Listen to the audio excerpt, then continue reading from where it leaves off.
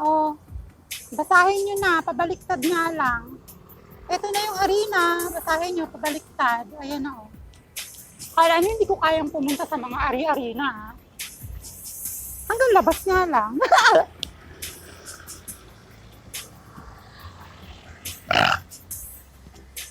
Bawal pa kayang tumawid, pero tumawid na ako. Eh ano eh, gusto ko nang tumawid eh. Baka tikitan ako dito, hindi kaya. Hoy, no ID, no entry. Ah, walang minus. Ayan o. Walang minus, walang entry. Uy, ang sarap naman ng sandata. Pinasok ko. Ang laki ng sandata niya. Kasing laki ng sa akin.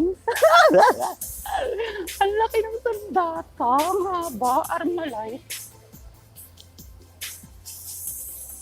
Kumain. Bakla ka.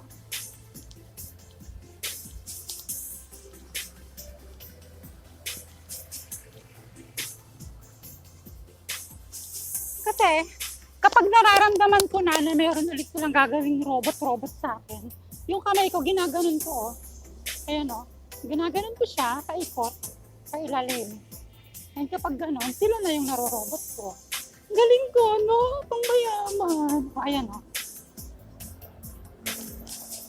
Oh.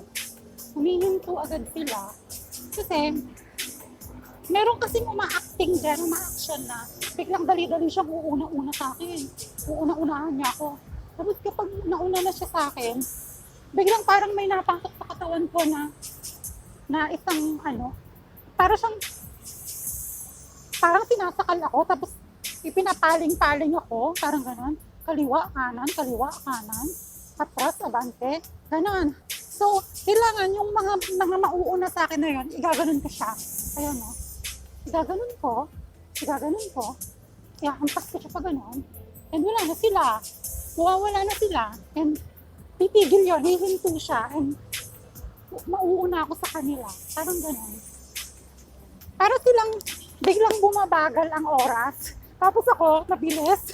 Biglang bumabagal yung oras nila. Tapos ako, bumibilis yung oras. Bumibilis yung hakbang ko. Gano'n. Yung nangyayari sa kanila. So the point is, hindi na nila ako maiisahan. Ayan na nga pala, oh. Ito na yung MOA Arena. Ayan, oh. Alam mo kung bakit sila ginagawa yun sa akin? Dahil yun doon sa locos, yung ipinupost ko.